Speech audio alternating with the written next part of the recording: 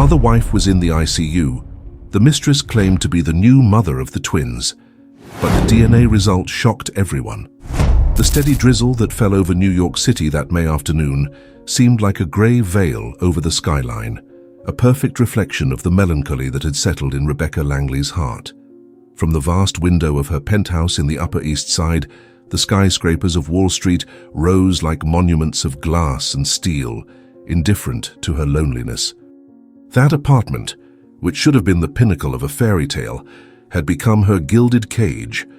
Married for 5 years to Michael Thornton, the tycoon behind the empire of Thornton Real Estate, Rebecca had fallen in love not with the ruthless businessman who graced the covers of business magazines, but with the man who in the silent early hours laid his head in her lap and shared dreams that seemed to dissolve with the first light of dawn.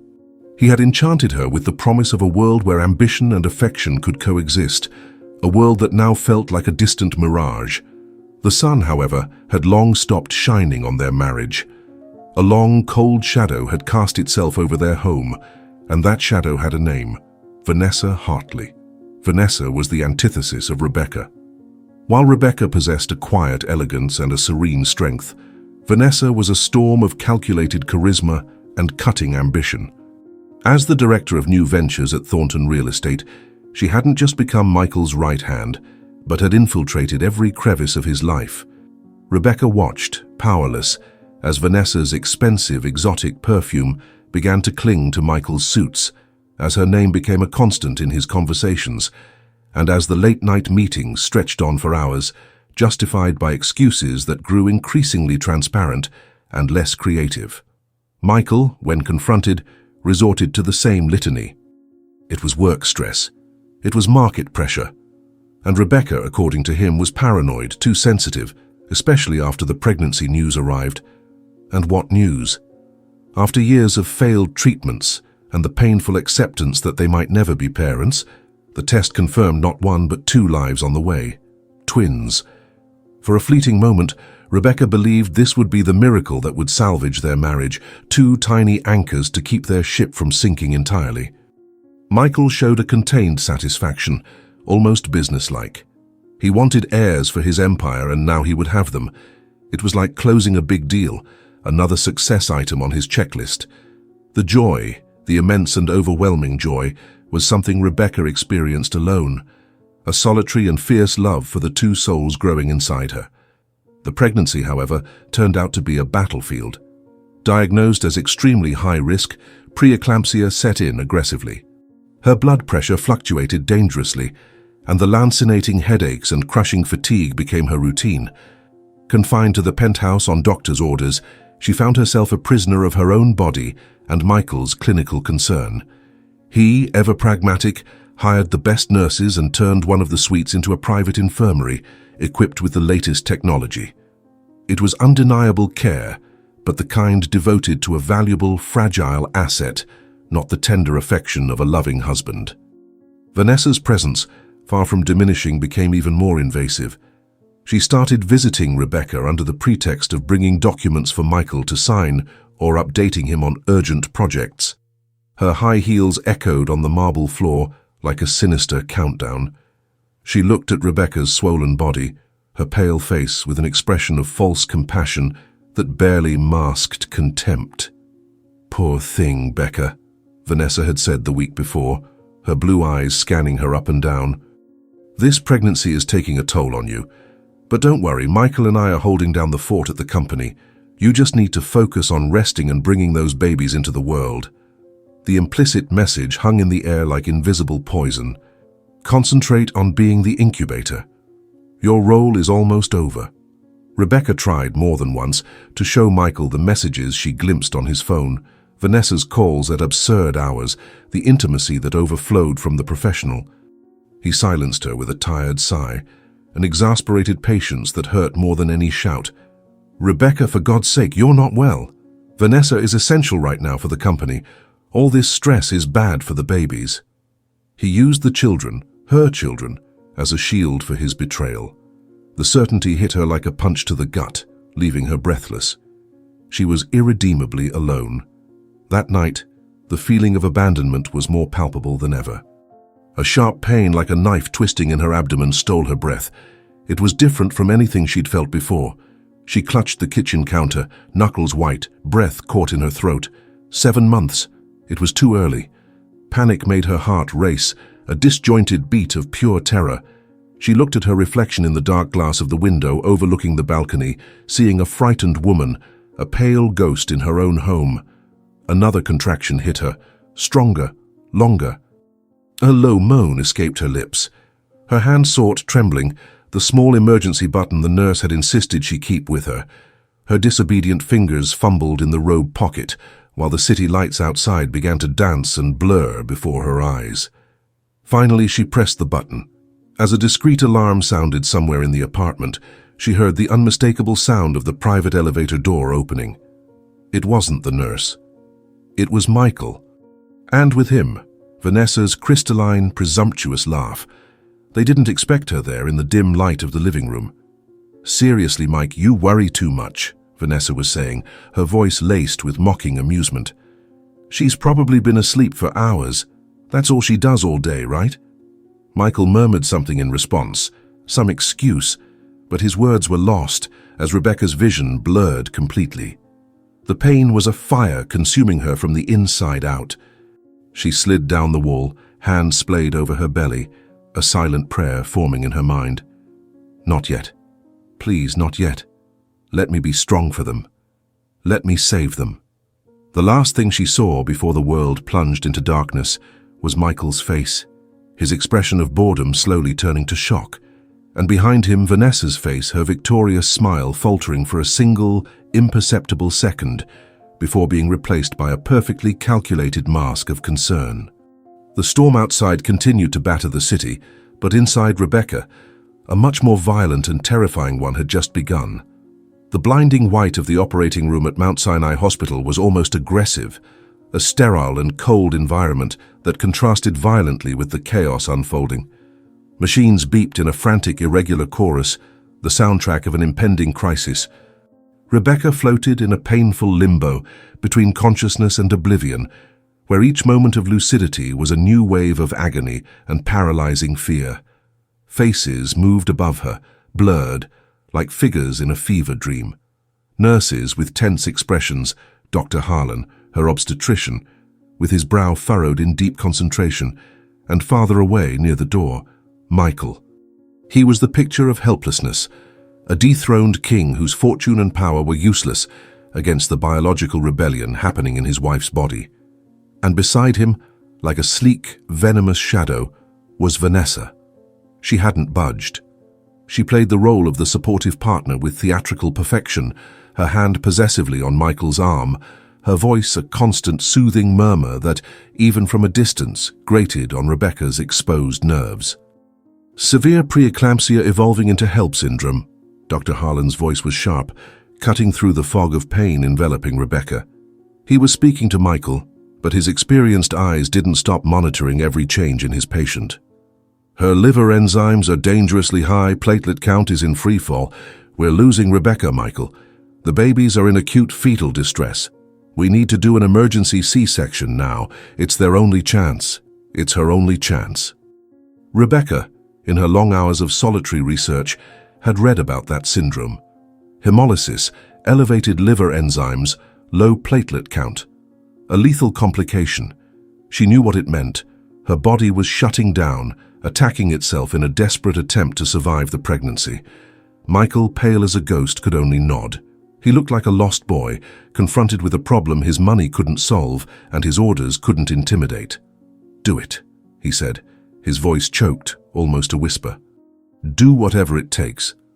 As the medical team prepared her for surgery in a whirlwind of quick, precise movements, Rebecca's gaze met Vanessa's. For a fraction of a second, the mistress's mask of concern slipped, and Rebecca saw what lay beneath, a gleam of pure, icy triumph. In those blue eyes, the truth was naked and cruel. Vanessa believed this was the end of the line for Rebecca. The inconvenient wife would be surgically removed from the equation, leaving behind the 2 heirs that she, Vanessa, would raise as her own.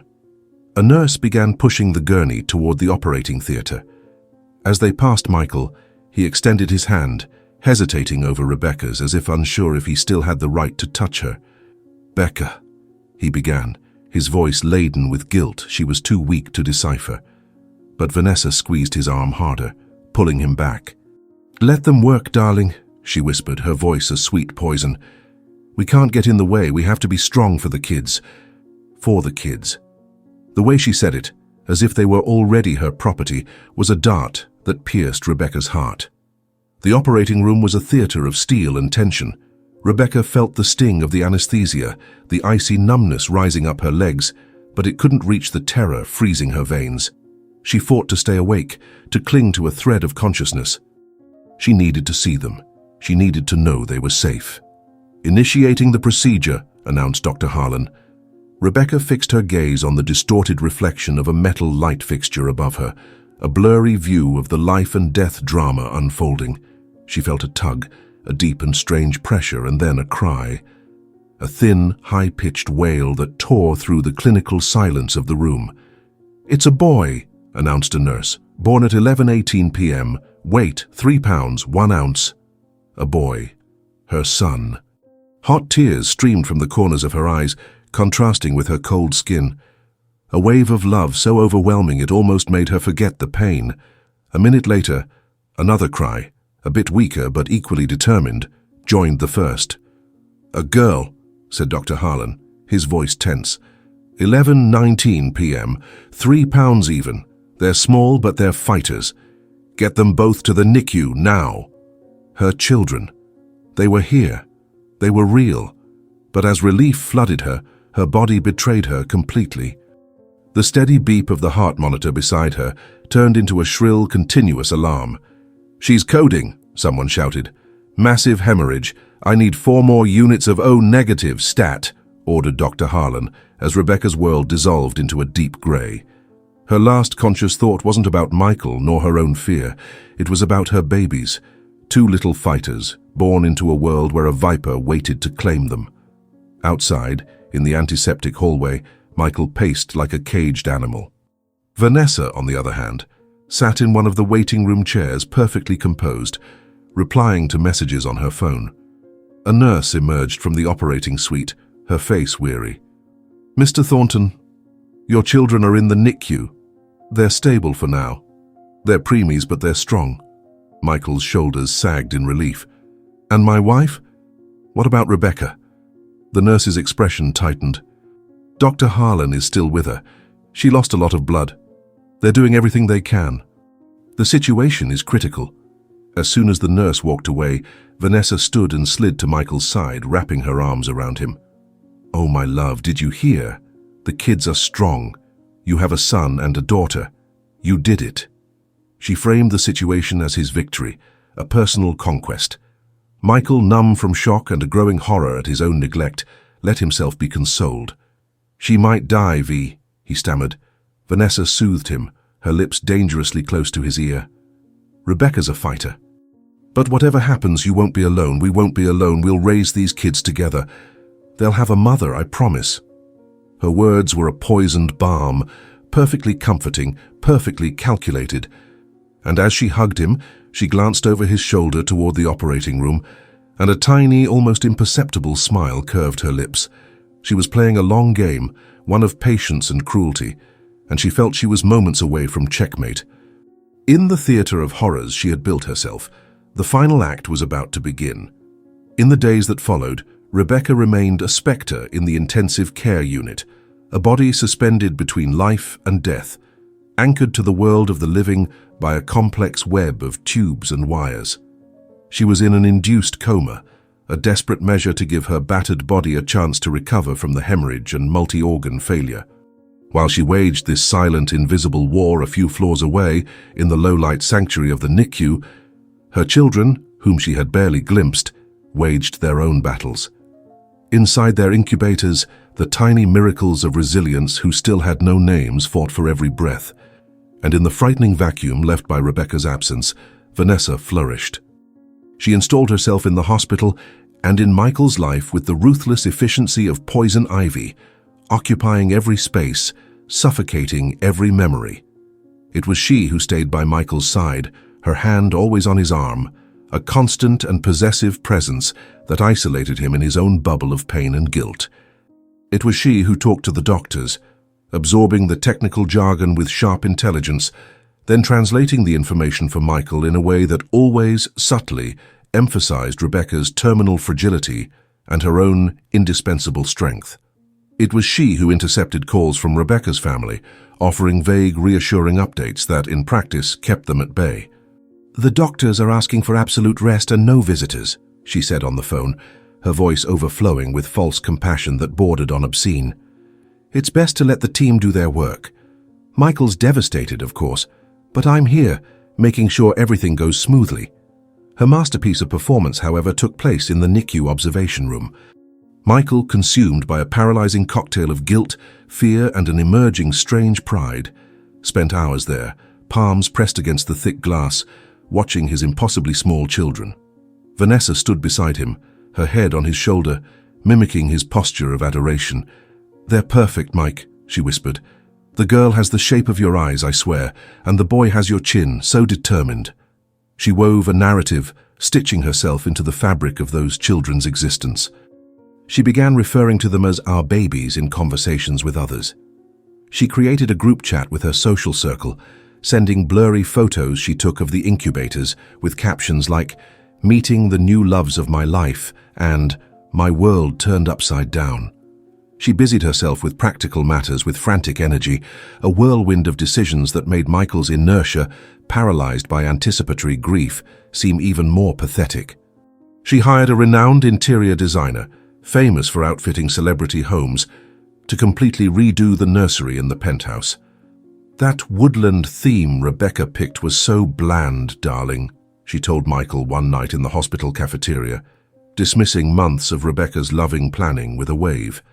"We need something that inspires greatness, that speaks of a bright future. I'm thinking something more oceanic for our two little stars." She was literally erasing Rebecca. Every decision, every word, was a careful brushstroke, painting over the woman fighting for her life just a few floors up. The true nature of the serpent, however, was revealed with the arrival of Mrs. Clara.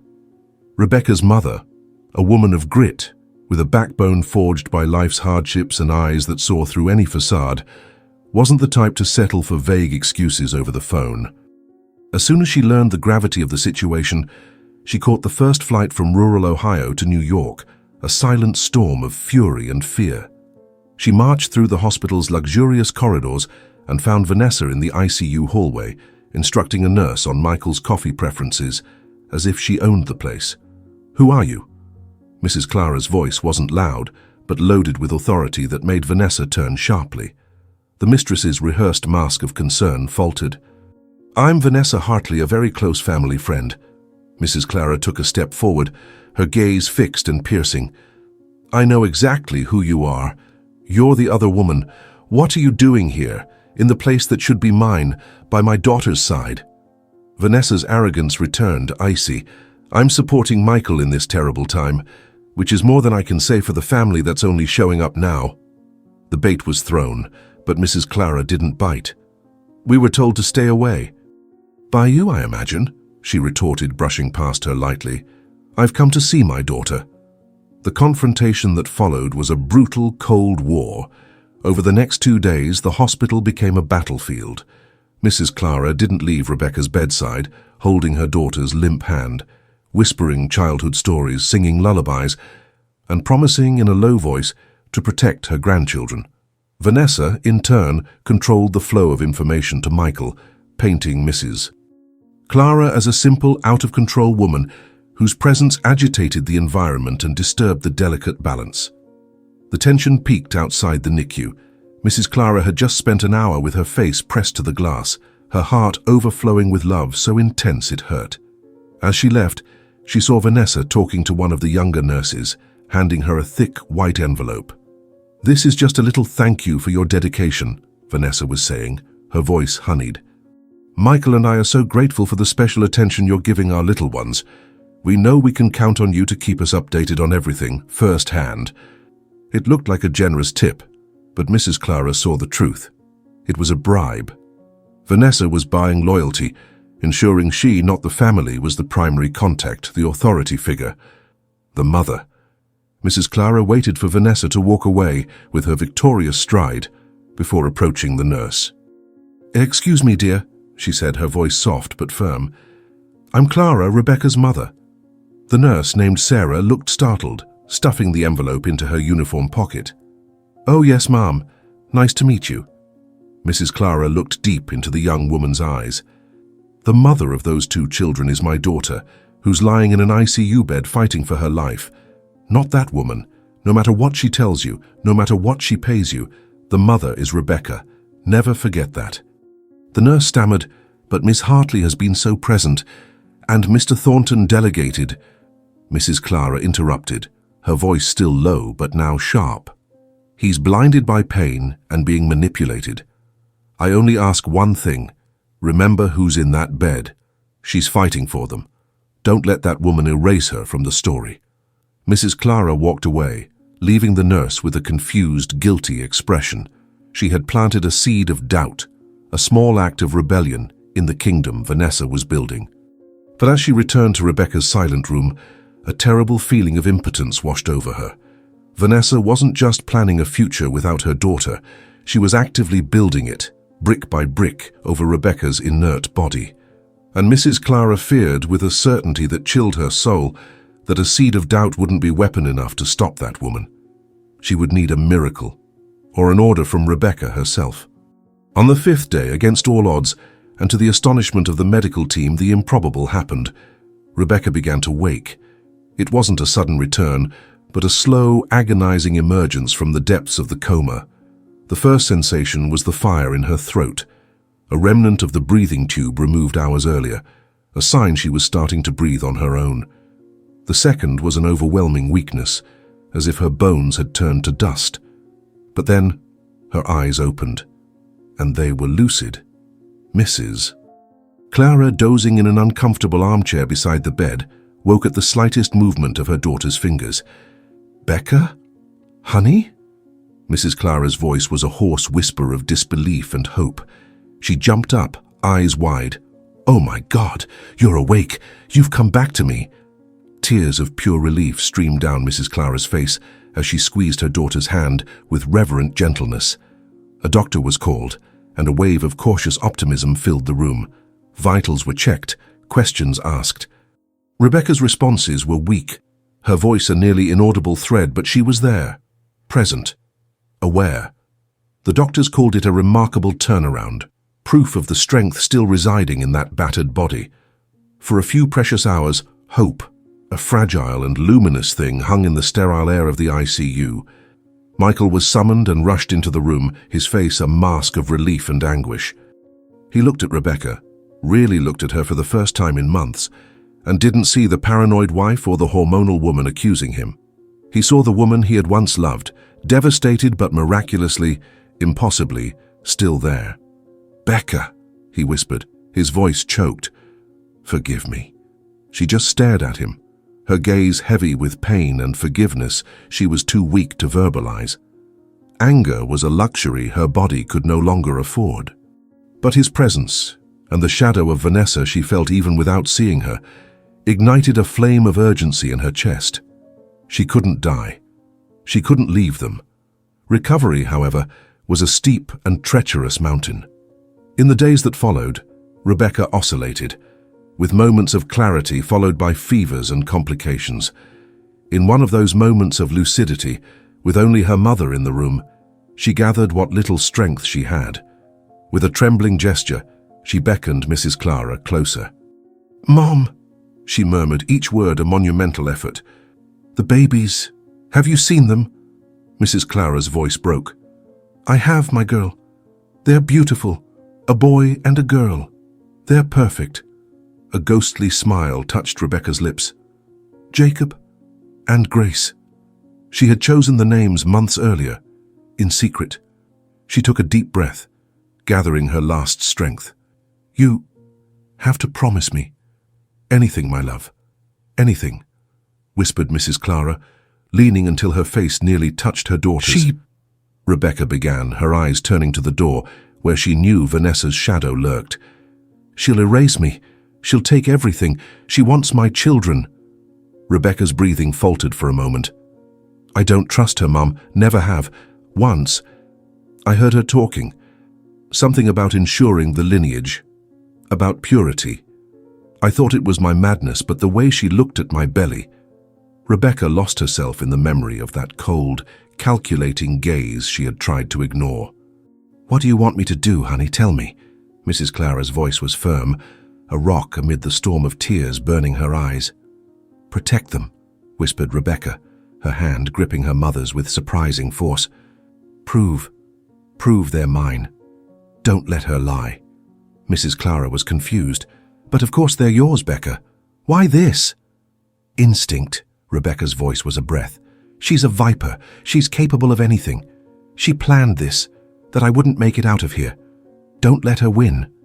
"For my children, prove I'm their mother." It seemed like the request of a fevered mind, but the intensity in Rebecca's gaze was undeniable. It was a premonition, a desperate strategy from a mother fighting on two fronts, one for her own life, another for her children's identity. "I have a lawyer," Rebecca continued, her voice fading to a thread of sound. "Mr. Reynolds, he knows. In my safe. He'll help you." She squeezed her mother's hand one last time, a spasm of urgency. "Don't let her near them. Fight for me, Mum, until I can fight for myself." With that last sentence, exhaustion overtook her, and her eyes closed, falling into a deep but healing sleep. Mrs. Clara sat frozen, her daughter's hand still warm in hers, the promise echoing in her ears.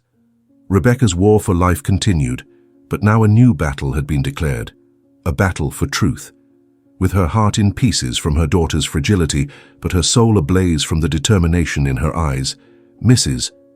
Clara knew what she needed to do. She wouldn't wait for Rebecca to recover. She would start fighting for her now. That same afternoon, she sought out Mr. Reynolds' contact. She wouldn't fail. She would be the guardian of her daughter's promise, the general in a war Vanessa didn't even know was about to begin. While Rebecca waged her slow and arduous battle for life in the confines of the ICU, Mrs. Clara, driven by a sacred promise, set her daughter's plan in motion. The law offices of Reynolds and Associates on Fifth Avenue were the antithesis of the cold modernity of Thornton real estate. It was a sanctuary of dark wood, aged leather, and the smell of paper and justice. Mr. Theodore Reynolds, a man in his 70s with eyes that seemed to have seen every facet of human nature, had been the Langley family's lawyer for decades. It was he who had drafted Rebecca's personal will, a document separate from the complex prenup she had signed with Michael. Mrs. Clara sat before him, her heart heavy but her determination steel. "My daughter sent me to you," she began, her voice firm. "She's fighting, but she's scared. She asked me to do one thing, a DNA test to prove the babies are hers." Mr. Reynolds steepled his fingers, his expression grave. "I'm not surprised, Mrs. Clara. Rebecca came to me a few months ago. She was, concerned." He stood and went to a steel file cabinet, returning with a leather folder. "She suspected Ms. Hartley's character, of course, but it was more specific. She mentioned overhearing a conversation. Vanessa was on the phone, speaking in French, thinking Rebecca wouldn't understand. But Rebecca was fluent." "And what did she hear?" asked Mrs. Clara, leaning forward. "She heard the words embryonic security and the name of a very exclusive and discreet fertility clinic in Geneva," explained the lawyer. At the time, Rebecca didn't grasp the context, but it disturbed her deeply. She felt Vanessa wasn't just trying to replace her, but to appropriate every aspect of her life, her legacy. She left clear instructions with me. If anything happened to her, if she became incapacitated or worse, I was to take all measures to legally protect her maternity. The DNA test request isn't a fevered delusion, Mrs. Clara. It's a strategy she devised herself. The plan was bold and risky. They needed DNA samples from the twins, from Rebecca, and crucially from Vanessa. Obtaining the baby's DNA was the simplest part. The hospital, as standard procedure, had performed the newborn heel prick test, and Mr. Reynolds, with the power of attorney Rebecca had granted him, could legally request access to the samples, citing the need to investigate a possible hereditary genetic condition. It was a solid legal loophole, Rebecca's DNA was also obtained without difficulty. As part of her medical record and ICU procedures, blood and tissue samples were already preserved. The challenge was Vanessa. "How will we get a sample from her?" asked Mrs. Clara. "She's a fortress." Mr. Reynolds gave an almost imperceptible smile. "Ms. Hartley is arrogant, my dear, and arrogance always leaves a trail." The opportunity arose a week later. Jacob and Grace finally got discharged from the NICU. Since Rebecca was still recovering, unable to leave the hospital, Vanessa orchestrated the baby's homecoming like a royal event, complete with a photographer from a celebrity magazine. She positioned herself as the interim maternal figure, the savior. To celebrate, she organized a small welcome home party in the penthouse for her inner circle. Mrs. Clara, playing the role of the grieving, grateful grandmother, was there, a lamb among wolves watching from the shadows. She saw Vanessa holding little Grace with a possession that sickened her, posing for the cameras, the image of radiant motherhood. Saw her take a sip of champagne and set the glass on a side table. Through a discreet contact, Mr. Reynolds had arranged for a trusted catering agency to be recommended to Vanessa's assistant. One of the waiters, pre-instructed, had a single mission: collect that specific glass and keep it separate. The glass, with the stain of Vanessa's expensive lipstick and her DNA on the rim, was carefully packaged and sent by private courier to the same lab that would process the other samples. At the end of the party, as Mrs. Clara said goodbye, Vanessa stopped her at the door. "So glad you could come see the babies," she said, her voice dripping with condescending sweetness. "Now you can head back to your town with a clear conscience. They're in great hands. Mine." Mrs. Clara just stared at her, eyes burning. "Enjoy it, dear. Enjoy it while you can." A flash of irritation crossed Vanessa's face, but it was quickly replaced by a smug smile. She had the man, the money, and the heirs. She was untouchable. The architect of lies remained in her newly conquered realm, blind to the fact that its foundations were about to be pulverized by a truth she never imagined anyone would dare seek. Meanwhile, in the hospital, Rebecca, fueled by the small victories recounted by her mother, found a new reason to fight. She no longer fought just to survive, but to return home and unmask the woman who had tried to steal everything from her. The meeting was scheduled for 2 in the afternoon on a Tuesday, 10 days after the twins' arrival home. Mr. Theodore Reynolds requested the presence of Michael Thornton and Vanessa Hartley at his office for what he described as the discussion of urgent legal matters regarding the guardianship and welfare of the Thornton heirs. Michael arrived with his usual worn-out air, guilt weighing on his shoulders. Vanessa, on the other hand, was radiant.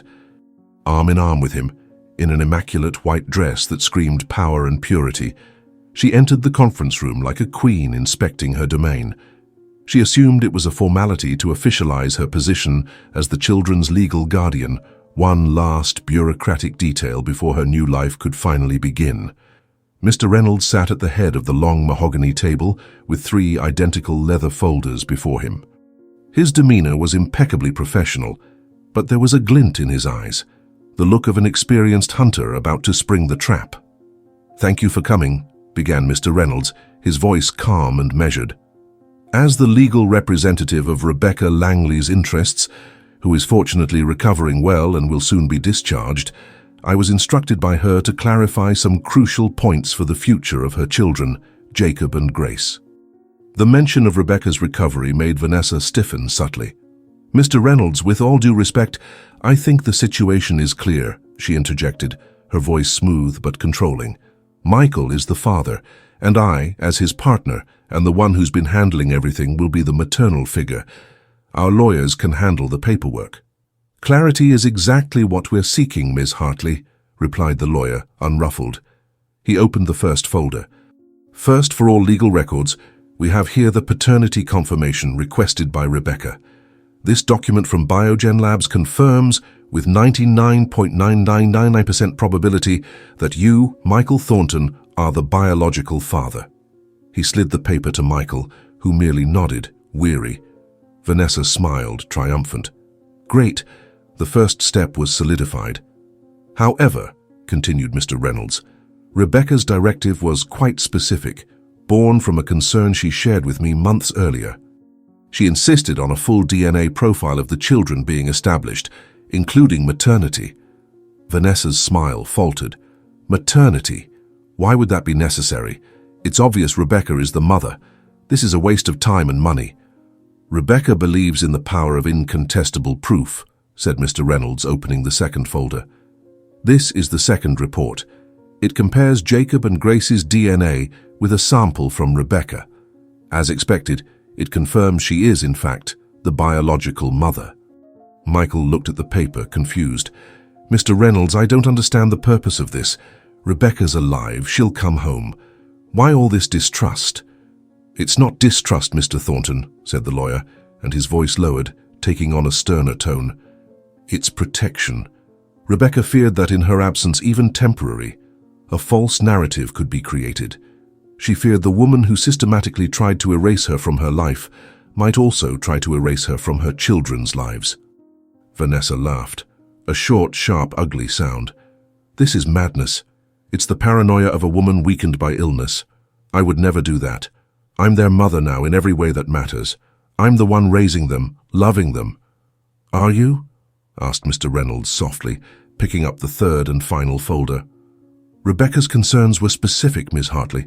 She overheard you talking about a clinic in Geneva, about embryonic security.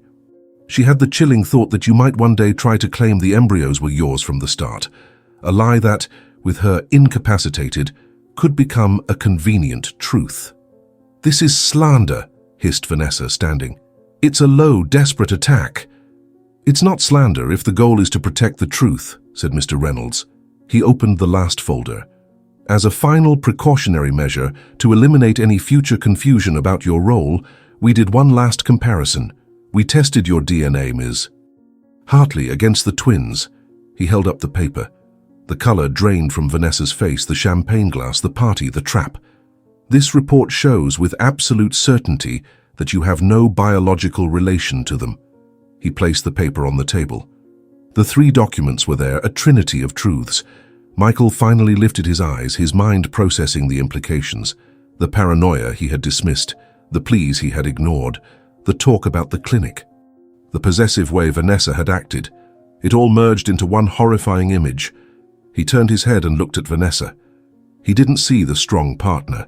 He saw a usurper, a liar whose machinations were so deep that his wife, from a hospital bed, had to use science to defend herself. The woman laughing in the hallway wasn't celebrating his children's birth. She was celebrating her rival's fall. The conference room door opened. Rebecca entered. She was thinner, pale, leaning on her mother, Mrs. Clara, but her eyes burned with a force no one there had ever seen. She walked slowly to the table. Vanessa stared at her, paralyzed, as if seeing a ghost. You, Vanessa stammered. What are you doing here? Rebecca ignored her and looked at her husband. Do you believe me now, Michael? Her voice was calm but sharp as glass. Michael slumped in his chair, face in his hands. The sight of Rebecca, frail but standing, and the irrefutable proof on the table shattered the last barrier of his denial. Becca, forgive me. Rebecca then turned to Vanessa, who trembled with rage and humiliation. You came into my home, slept in my bed, tried to steal my husband. And when you couldn't, you tried to steal my place as mother, said Rebecca, each word a sentence. You thought I was weak. You thought I'd die and leave the path clear for you. You underestimated one thing, Vanessa. A mother's love doesn't die, it fights. Out, said Michael, his voice a lethal whisper, echoing Rebecca's words. Get out of my company. Get out of my life. If you come within a foot of my wife or my children, I'll use every penny I have to ensure you never have peace again. Humiliated, exposed, and defeated, not by a ghost, but by the woman she had tried to destroy, Vanessa fled the room, shoving the past behind her. Weeks later, Rebecca returned home. The penthouse was no longer a gilded prison, but a home to be rebuilt.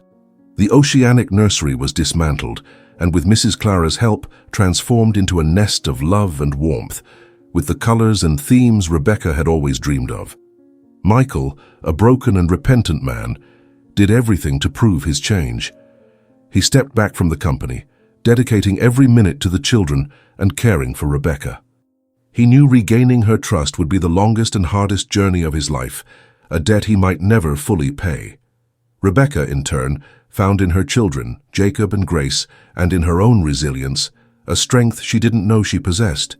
She was no longer the passive wife or the weakened woman. She was a survivor, a lioness mother who had faced death and betrayal and emerged stronger. She looked to the future not with fear, but with the certainty that as long as she lived, no one would ever dare try to erase her again. And so, the web of lies woven with such ambition was unraveled by an undeniable truth, brought to light by the strength of a mother who refused to be defeated. For Michael, it was the start of a painful journey toward redemption. For Vanessa, it was the end. She vanished from high society, becoming a cautionary tale, a ghost of her own greed. Thanks for listening to this story. If it moved you, please hit like, share it with someone who loves a tale of justice, and subscribe to our channel for more stories like this. Your support means a lot to us. Thanks so much, and see you in the next video.